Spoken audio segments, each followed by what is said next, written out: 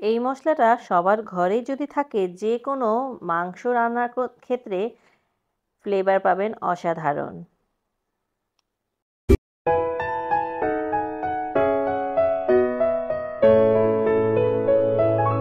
Hello everyone, আসসালামু আলাইকুম। Welcome back to my channel sweeties easy recipe.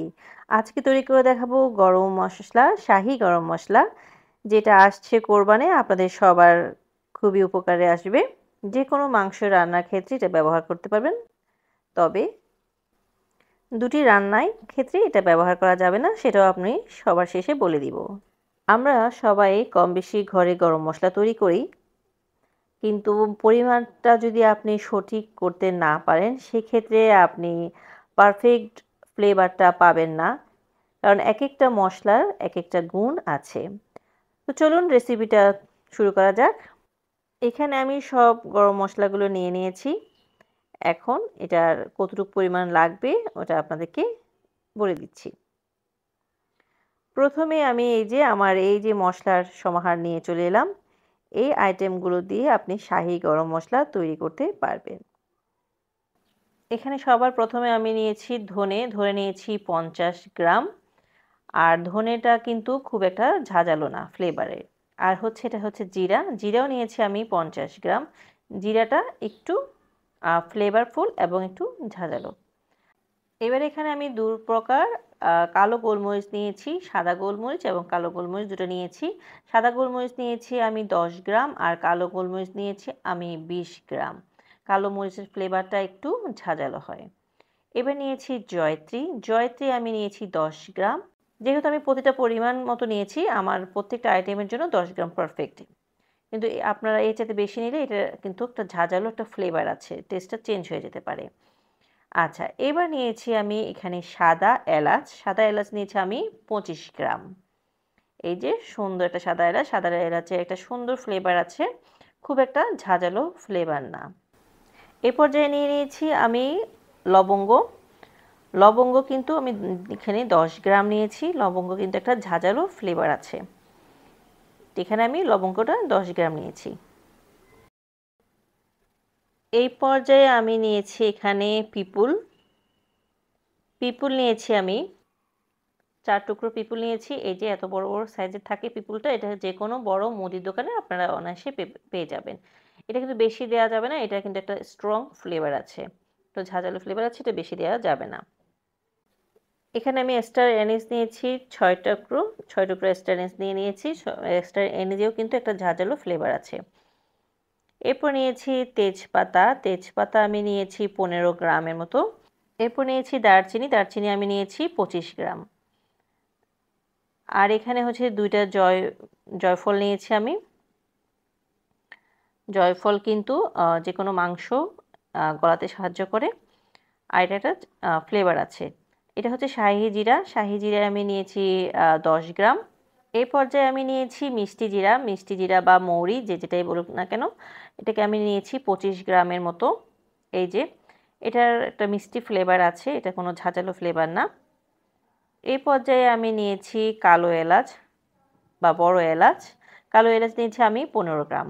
এটা বেশি দেওয়া যাবে না, এটা কিন্তু একটা ঝাঁঝালো ফ্লেভার আছে। আর এই পর্যায়ে আমি নিয়েছি কাবাব চিনি। এটা একটা গোলমরিচের মতো দেখতে, এই যে পিছন দিকে একটা ডাটা আছে, এটা আমি নিয়েছি 10 গ্রাম। এই যে কাবাব চিনি, এটা 10 গ্রাম নিয়েছি। তো এই তো এখানে আমার সকল মশলাগুলো আমি পরিমাণ আপনাদেরকে বলে দিয়েছি। এখন এটাকে কিভাবে প্রসেস করতে হবে সেটাও আমি দেখিয়ে দিচ্ছি। তো চুলাতে আমি একটি প্যান বসিয়ে দিয়েছি। বেশ কিছুক্ষণ আগে ধিমি আঁচে আমি এটাকে বসিয়ে দিয়েছি। চুলার আঁচটা একদম ধিমি আঁচে আছে। এটাকে আমি গরম করে নেব। কিন্তু এটাকে আপনারা খেয়াল করতে হবে, ফুল আছে একদম ধাও ধাও করে গরম করা আছে এভাবে করে ভাজা যাবে না। এতে মশলার ফ্লেভারটা নষ্ট হয়ে যাবে। একেকটা মশলার একেক রকম ফ্লেভার আছে, ফ্লেভারটা নষ্ট হয়ে যাবে। সবার আগে এখানে আমি দারচিনির টুকরোগুলো দিয়ে দিচ্ছি, একদম ছোট ছোট টুকরো করে দিয়ে দিচ্ছি।